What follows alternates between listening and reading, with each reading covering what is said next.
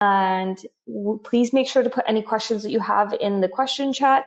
And we'll hop back on and try to answer those at the end of the session.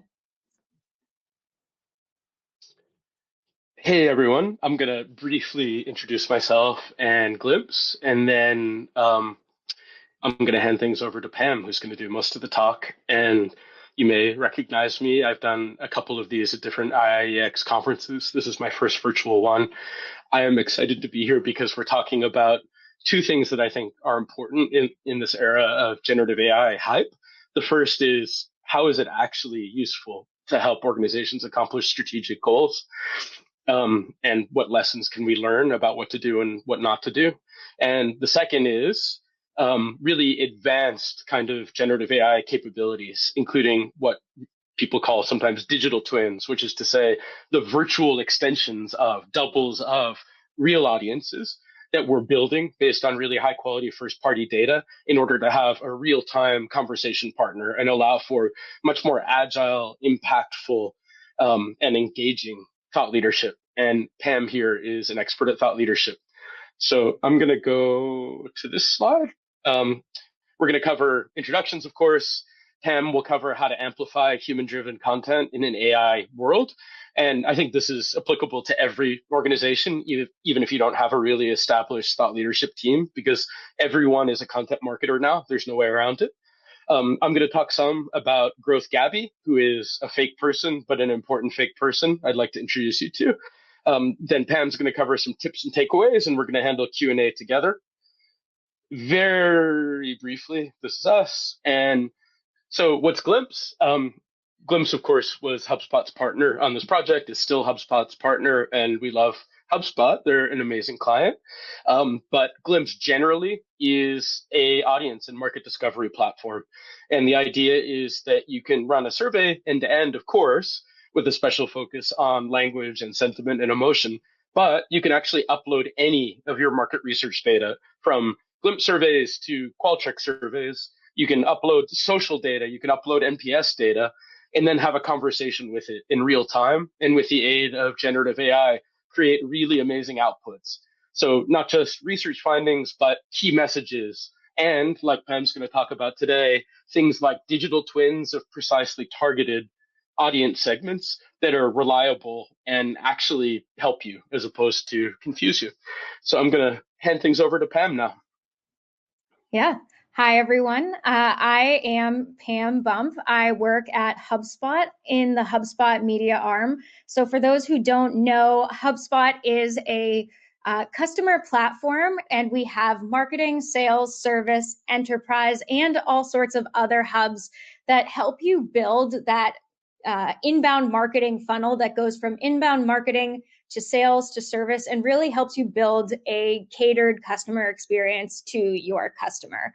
But the area I work on is HubSpot Media. So think the TechCrunch to Crunchbase. We are the content creators and content acquisition specialists that create media and thought leadership that aim to boost the HubSpot brand.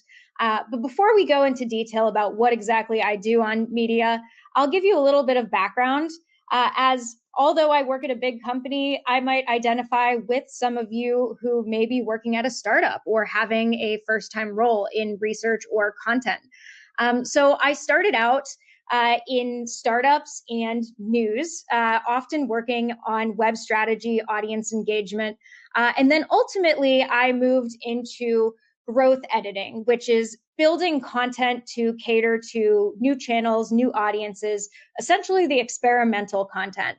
I started this, really digging into this in the HBR, Harvard Business Review or Publishing Incubator. And then shortly after, I was poached by HubSpot to be the first growth editor on their blog team.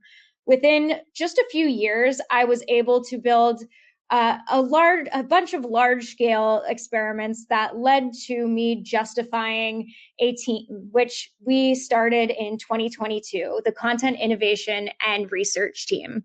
Our biggest real function is developing a lot of experimental thought leadership, which is our competitive edge.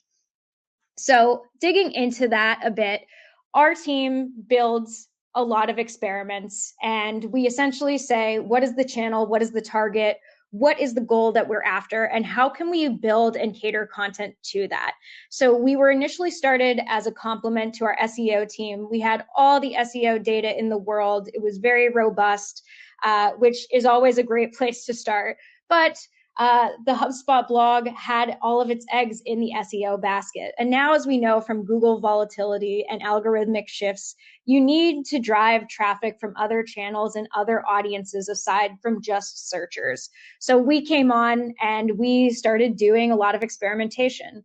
Our biggest triple threat of sorts is thought leadership. So thought leadership, for those who don't know, is essentially a brand's way of driving its credibility by either positioning itself as the thought leader and giving expertise and credible insights based on like an employee's expertise or a leader at the company's expertise. Or if we don't have the expertise to talk on a specific topic, because no one can know everything, we are the brand that will find a credible expert to talk to you or give you a featured post or something that really helps to show our network, our vast credibility, and the people we work with. So a few elements that are critical in our thought leadership are original data, industry expertise, which often comes through in interviews, bylined content, things like that, and HubSpot or hot takes. So you might often see a SEO strategist talk about the latest Google algorithm updates on the blog or in a YouTube video, or hear a marketing expert talk about how they've built a marketing plan. So all of these things usually make up many of our kind of content pilots or experiments, whether we're experimenting with a new channel, with a new content type, with a new audience. A lot of the content we create will include one of these key thought leadership elements. But moving into that, being in a content innovation team, especially in the time like today, is not always easy. So jumping into 2024, we were positioned with an incredibly competitive and fast-moving landscape. Everyone and their mother was creating tons and tons of content with AI. If you wanted to create a piece, you were going to have a competitor creating that AI piece in droves before you could. At the same time, Google and a lot of other search engines were starting to pick up on what social media engines had known all along, that people want human-driven insights. Because of that, they have changed a lot of their algorithms to really shift what they rank. While this really benefits the stuff that we create, it really showed that we need to continue spreading out what we've learned with thought leadership and helping our teams, pilot and revise and refine even faster.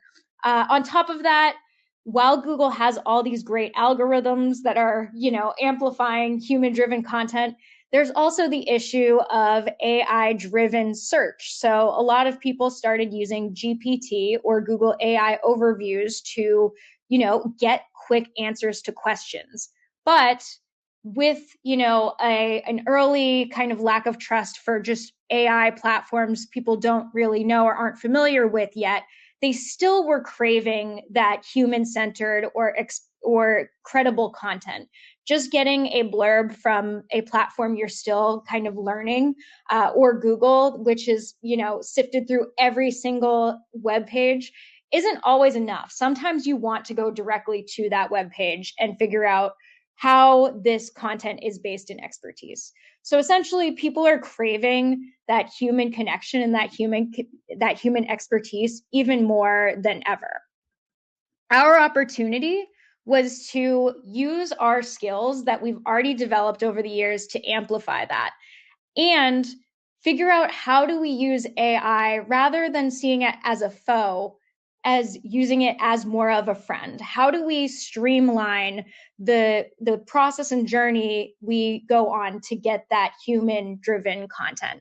So we leaned into a few different examples. The first was catering content to the audience data that AI and AI tools have helped us synthesize. So here's a really kind of basic example with GPT. We use a lot of other robust different tools. Some people might use social listening tools. We've also used, search listening tools to kind of figure out what users are searching and whatnot. But here's an example of how someone could do this with GPT. They go in and they have some sort of GPT with search integrations or search knowledge, and they are asking for a cluster or category that marketers will be interested in. GPT or similar tools might give recommendations based on data they are finding through search engines or through other means, but basically taking human data and synthesizing it quickly to give us really quick inferences. From these things, we can build ultimately full content plays. For example, marketing trends, we've often built large series of content about different marketing trends we've found through AI, social listening, search listening, or other tools that have helped us really synthesize that data really fast rather than going through it manually. The next thing we have zoned in on is, finding these experts with AI. We have also used social listening tools, AI-driven bots or resourcing to dig into the top influencers or thought leaders related to specific topics. Or sometimes if we're really stumped when we're interviewing someone with a really broad concept of marketing or something along those lines, we might go to GPT or another tool to get insights on this person's background, what to ask about, and what other marketers would like to know from this person.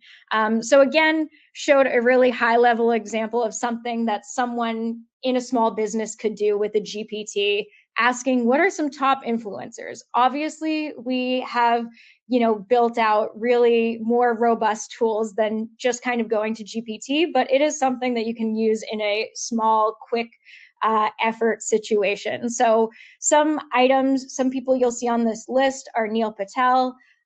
We have featured him a lot of times and kind of often looked at like social listening tools to figure out what do people love about Neil that he can, effortlessly explain or be interviewed about. Similarly, Anne Hadley, we've talked to her about things that we know our audiences are really hungry to learn about from an expert. Another way we work on this is by essentially getting original research. We mentioned in earlier slides that original research is a huge element of thought leadership. And our team has built a research program, a content-driven research program that started with $0 and now is a pretty robust program that supports original data for a lot of our offers and tons of our blog content that ranks. AI is definitely part of this process, but the human-driven data is what's really critical to driving the traffic. So what we do is we will use AI to streamline the things that used to take forever, summarizing, dashboards, finding quick themes and connections that would have taken an analyst hours to sift through data and find. That is something we might use AI for. We also might use AI if we are, we have extra space in a survey, we want to ask some other questions. We might even say, like, AI, what would you ask these people if you wanted to learn about this topic, and kind of get ideas for survey questions to ask. Obviously reviewed by a human, but the supports of AI make things go faster. And through that, we are able to quickly turn around content that really gets and digs into these human-driven data points.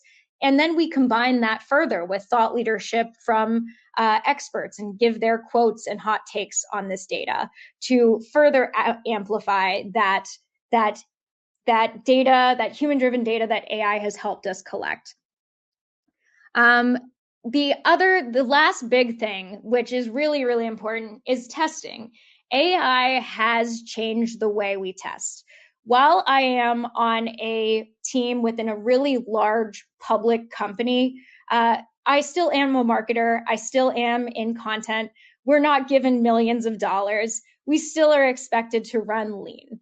And in the old days of testing and building out really big bets for a company, you would need to do tons of market research, focus groups, pay some agency some wild amount of thousands and thousands of dollars. Not that agencies are bad, but I think they're great. But I think it's one of those things where if you're a small company, it's really tricky. But essentially, you have to dig into a lot of things in that initial study. You have to build a hypothesis after sifting through that data. You have to test, refine, hope this big bet and this investment into just figuring out the good test to do was worth it. And then, sorry to Pam. We only have about 3 minutes left. I don't want people to miss the tips. oh, sorry. So we should. No. It's totally fine. Yeah. Yeah. Essentially, it makes the process much faster. Now you're leveraging AI, and things are much shortened. And I will pass things over to Adam, who will talk more about the digital twins, which is also something you can leverage in these experiments.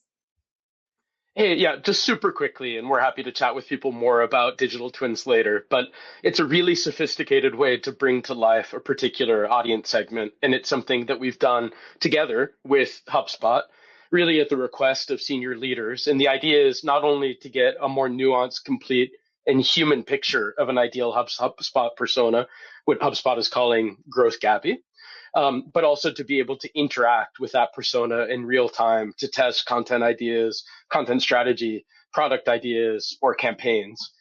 So you can see that the potential is enormous. All of it's based on, as I said, really good quality first party data, new and existing. It allows you to really draw on the ways real people speak, in this case, marketing and sales leaders, about your brand, about the future, etc. You can chat with extensions of real buyers or customers, and you can actually define an ideal buyer segment in real time in a kind of quantitatively rigorous way, and then chat with them and bring them to life. And this is part of a much longer initiative, a really interesting program. Glimpse has done this kind of work with multiple clients, but we really love the example that we're pursuing with HubSpot. And I will just turn it over to Pam to close things out with tips that anyone can pursue with any organization. And I realize we're going to use up the question time, so apologies for that. But please leave questions in the session chat and reach out to us. Yeah. I will give some really fast highlights. Well, the big overall takeaway is to use AI to streamline and boost the processes that you need to do to get that human-centered design or content. Use it to focus your experiments, to make them faster. Use it to drive that data that you can use to create content. Use it to test out something with a digital twin or some sort of virtual audience. Essentially, it's not a replacement for that great human audience you're going to get. It's a great way to amplify. So that is the overarching takeaway we want you to come away with.